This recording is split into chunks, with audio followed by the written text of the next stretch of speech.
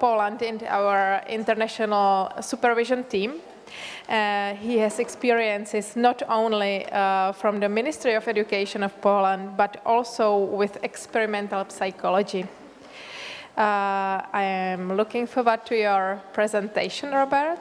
So I think it should work now. Yeah, perfect. So our last presentation for today. Thank you. Thank you very much. I'm lucky the people who are here are still alive. So congratulations. I keep my fingers for you. The last stage. Be sure. No more trauma. But about trauma, about this what we do in Poland, I decided to describe you some traumatic moments of my life. It was past year. In a matter of fact, I started thinking I'm not a psychologist a year ago, and I'm going to explain why.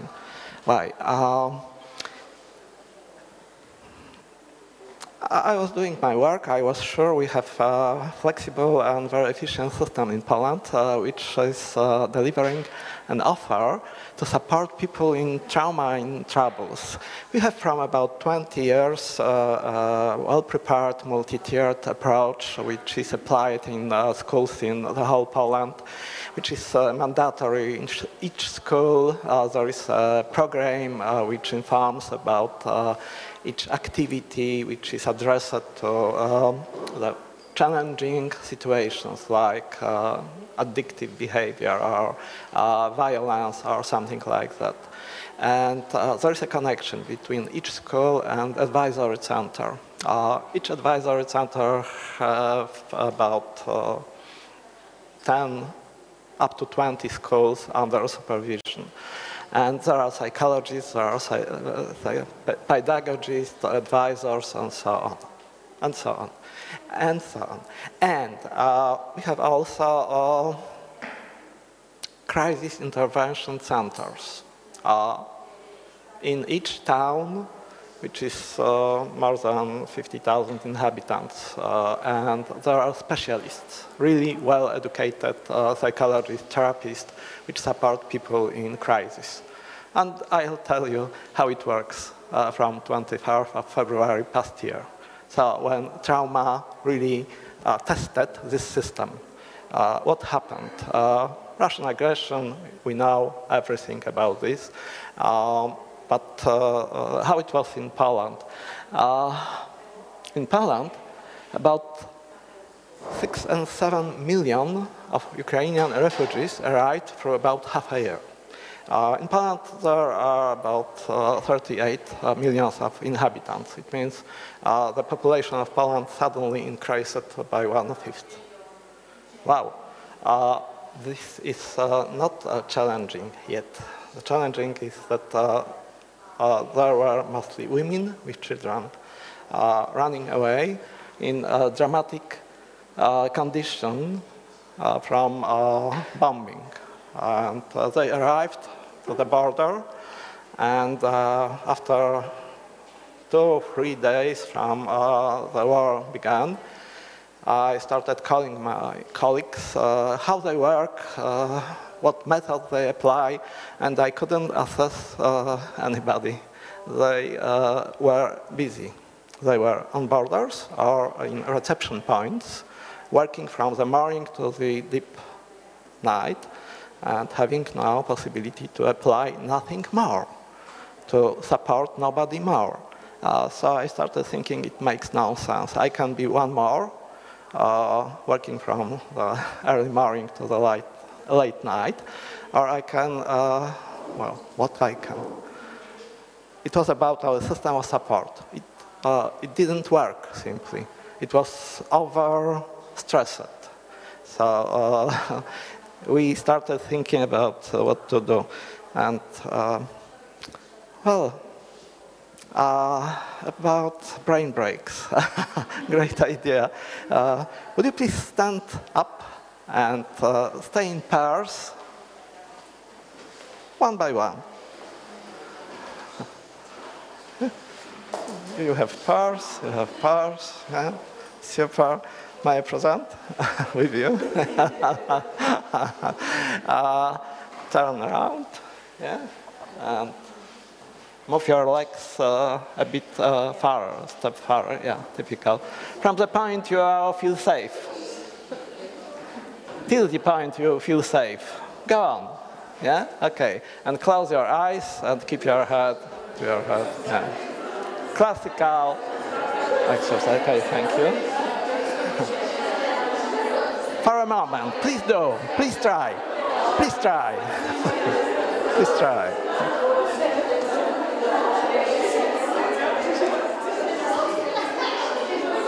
Please try and please keep calm for a moment and please remember how do you feel. Okay. Okay, thank you.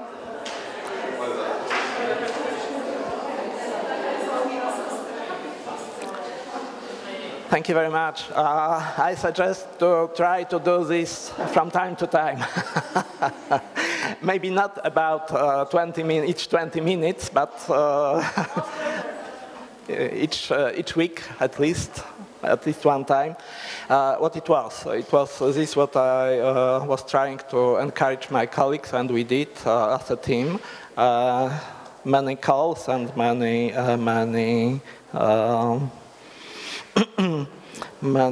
mails. We noted that we have WHO set of packages supporting Ukrainian language. It was very important. And we distributed these packages to the border, to all psychologists, pedagogists, and volunteers. It was very important because it was prepared to work for volunteers. It was not necessary to use additional competences, just to apply step-by-step instructions. And these instructions were very simple. Ask, how are you? Hear, listen, repeat, and do nothing more. Be with people, focus on them. That's all. And then try to ensure if they are safe physically, if they are not hurt, and so on. So, simple steps. And it was the only thing we could apply at the beginning. And then I started looking if I have any kind of support. What can support me? What can support us in Poland in this situation? What can support Ukrainian refugees in this situation? And I called many persons from many countries, and we got some solutions. We tried to add to our system of supporting people in trauma additional elements. These elements were focused on volunteers, not skilled persons, adding to the competences, natural competences and the goodwill, additional elements. We invited a team from WSEI, which voluntarily offered the support, and from UK and from Norway. It was very important that many teams experienced in supporting trauma, experienced people offered the help in many different ways. Directly by arriving and training people in Poland, and indirectly by providing the materials and additional offer. And lessons learned. Forget about your skills. People know more. There are much more people. They can help. They will arrive. Be safe, feel safe. You are not alone. Very, very important lesson. Especially for a lecturer, academic lecturer, standing still and saying, okay, listen to me. No, forget, don't listen to me. Just be yourself, arrive, do what you can do. And starting from this couple of mails, I collected a result. it is wrong. It is not a result of my activity. It is a result of the net of supporters. They started calling each other and prepared some additional activities supporting the system, which was overstressed in Poland. And these many institutions, people from these institutions, started, for example, doing like health support team trainings for volunteers. These trainings were focused on fostering connection between simple techniques like active listening, just confirm understanding, wave, shake your head. Just shake your head, still keep focused, have an eye on a person you are listening to, and shake your head. Do nothing more. Don't try to be a specialist. Simply hear and stay calm. Nothing more. And then try to de-escalate stress, ensure they are safe, show them a safe place, ensure they are not hurt. If they are, address the physical needs, and try to direct them to the next step, where specialists are present. So this is a lesson learned, and we tried at the very beginning to connect this with an effective behavior management strategies. It was very important because teachers started to understand they need help in learning skills, because students started attending schools, and they started being in separated classes, 2 persons, 3 persons, but in almost each class in some towns. This nearby the Ukrainian border. They understood nothing. I tried to understand Czech language, and they tried to understand Polish language, but it doesn't work, in a matter of fact. It is a goodwill, but it doesn't work.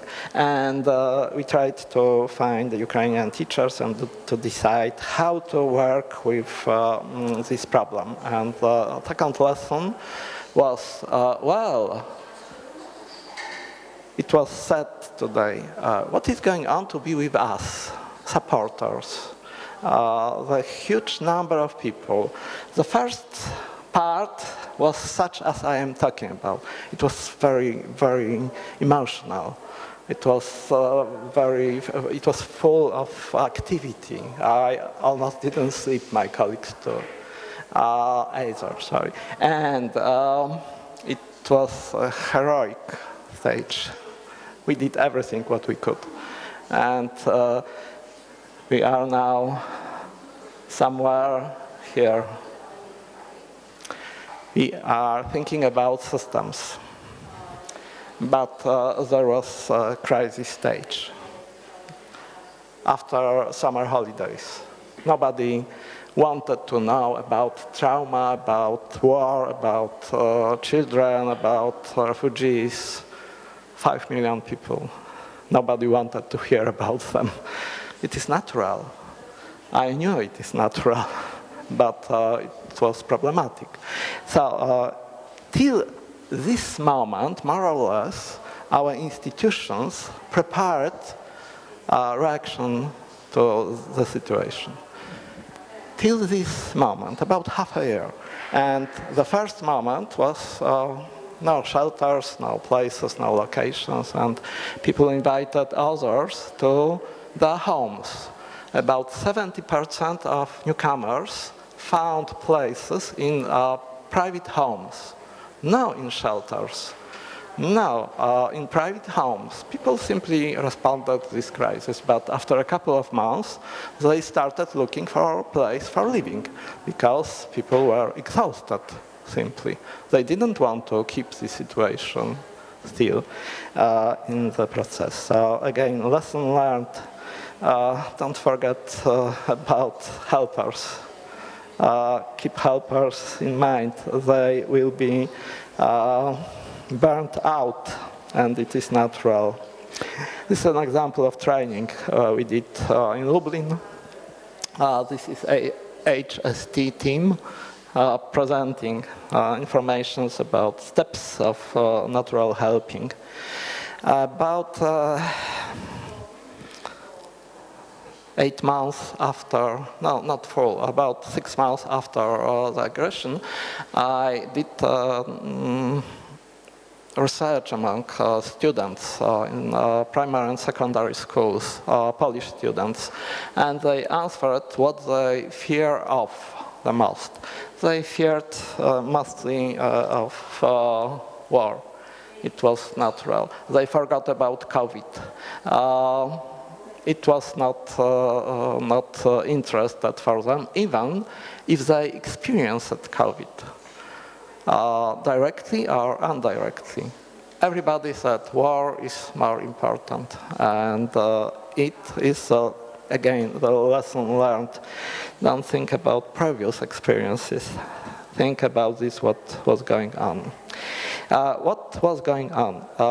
There were substantial barriers for newcomers. And first of all, we noticed that there is no possibility to ensure teaching without Ukrainian teachers. So we tried. There were translations, there were new materials, but it was not effective, and children were alone in classes. So the system were reorganized after the summer holidays, and it was a response to these traumatizing situations when single children or 2 or 3 children in classes were staying alone without understanding what is going on, and they simply have to be in this class. But they didn't know why, what for. So the system were reorganized, and now we have Ukrainian classes in schools or Ukrainian schools in Poland. Now it means there is about 500,000 of Ukrainian students who attend schools, but some of them attend Ukrainian schools at afternoons, evenings, online, and Polish schools on daily basis. And this is something what changed. Additional challenge was stigma. We had migration from Ukraine before the war. It was about 2 million of inhabitants, but there were mostly men. And now women with children, especially. Children arrived after war, and they were stigmatized because everybody think you are a victim of a war. It was true, but untrue. After a couple of months, they wanted simply to be children, not victims of war. They wanted to have their life back. So it was challenging, and they had newcomers had no ability to use our systems of support because they knew nothing about these systems.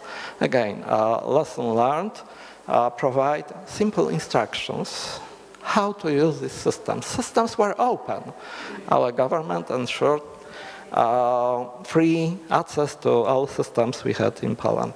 So this, what we collected, we tried to apply in classic multi-tiered approach.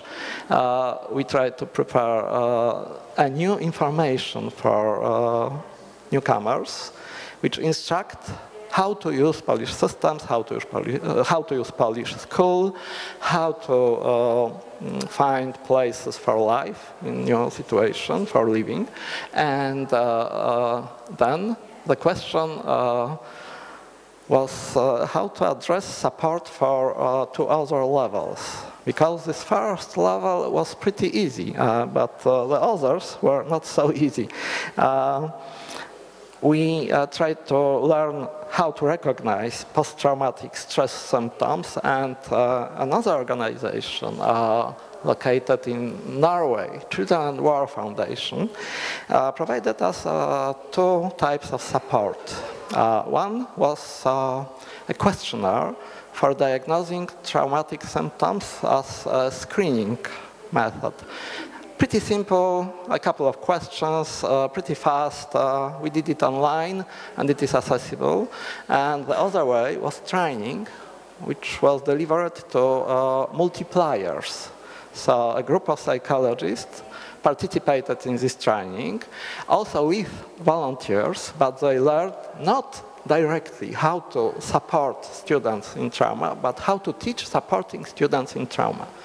It was very important because it was the cascadic model, and we delivered this to other groups, and it is still alive.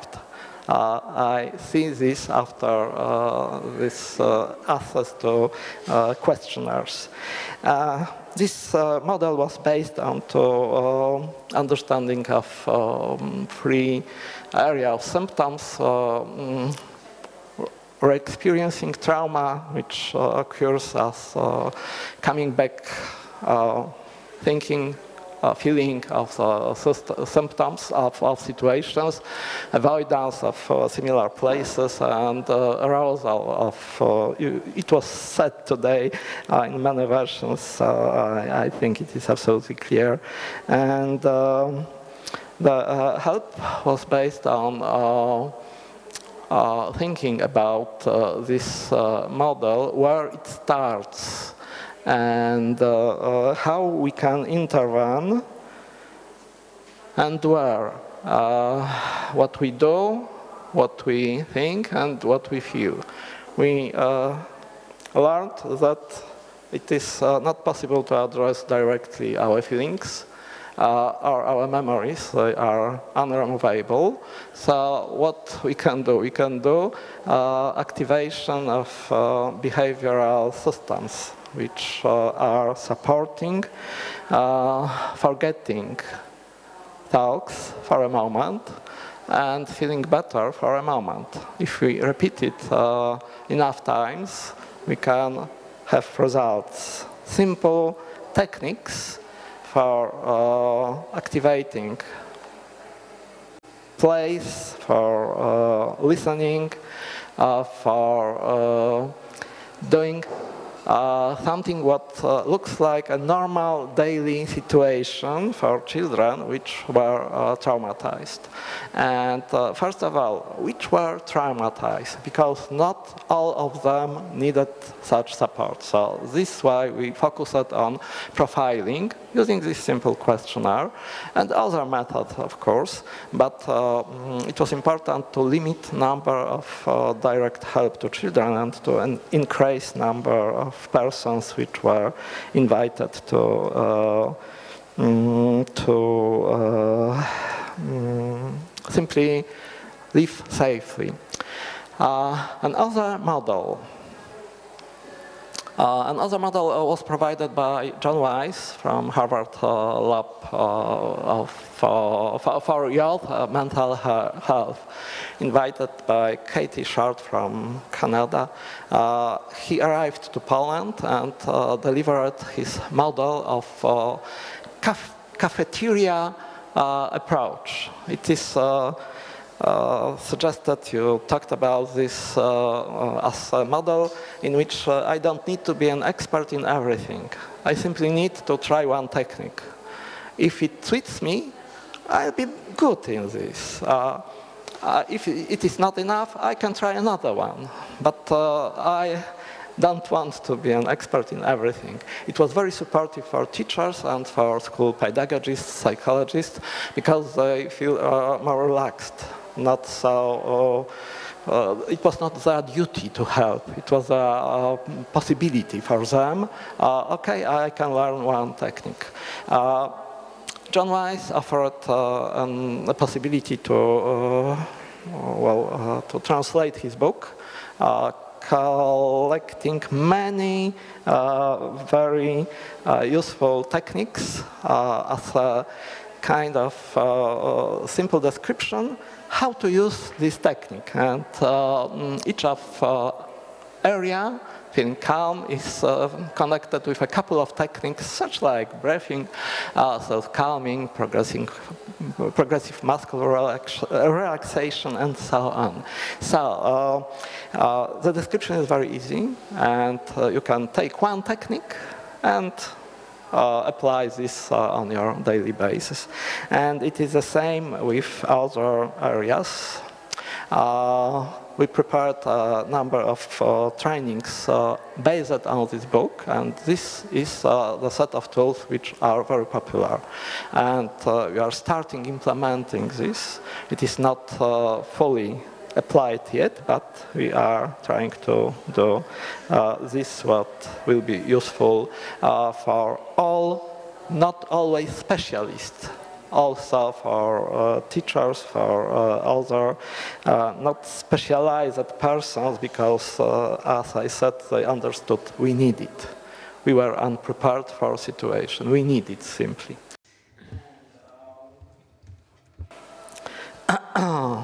After this visit, it was in May, past year, we decided to continue trainings in many different forms for schools. Why? As I said at the beginning, we have very well-prepared schools, systems, and so on. Most of school psychologists and teachers, about 80–91%, declare their knowledge and skills are enough to do professional support. So it is a brilliant situation, and 5% of schools implemented recommended programs. 5%. The question is why? Why? It was too complicated. It was impossible to apply. Most of people didn't want to use these complex, structured approaches. Oh, not for me. Not for me. Give me one competence, one skill. I can apply. Give me a program. Not for me. Psychologists maybe, or all the specialists. Not me, not me.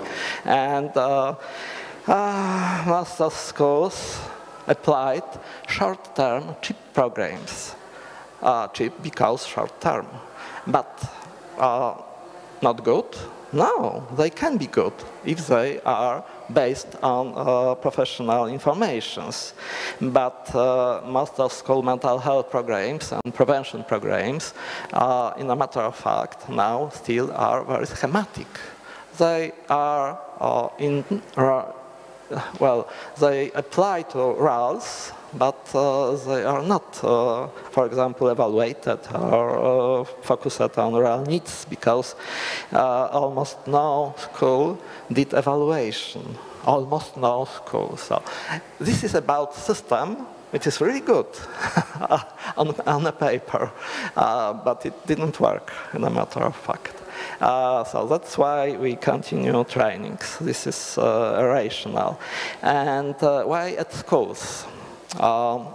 It was said here. It was visible that schools are ideal place to provide first stage of intervention, not other places. And it is most important for teachers to facilitate, not to be specially expertised persons, to facilitate early identification of students in need. And then to apply, as I said, one simple technique. Your favorite one, not some sophisticated. This is what you think is necessary, what you like, what you feel you are good in applying. This is what is your strong side, simply.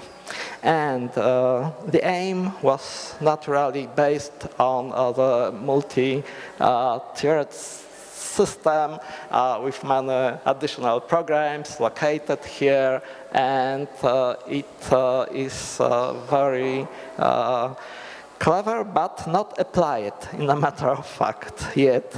So why? We decided to apply a system of diagnosis. A system of diagnosis which support decision what to do. and how to deliver support. And the system is a kind of analysis from different points of view. On this level, we typically have information, everything is good with all groups. On this level, we typically got information. We have some problems, but limited. We copy with them efficiently. On this level, everything is clear, documentation is right. And when we asked students, and specialists, they said nothing works well. Nothing. And we decided to develop some, based on conceptual framework for this diagnosis. As I said, additional tools. First, for diagnosing post-traumatic syndrome, because it was the first stage of activity. And this is online version, you can reach it. And the other part is for adults, for Ukrainian adults. Each of these tools is in Ukrainian. And this is for non-professionals. So each teacher can register at her or his email and simply ask person to answer questions and receive information. Is this risky stage or not risky? So what level of support is necessary? Pretty simple, not necessary any knowledge, just put a person in front of a computer and ask her or his to answer questions. And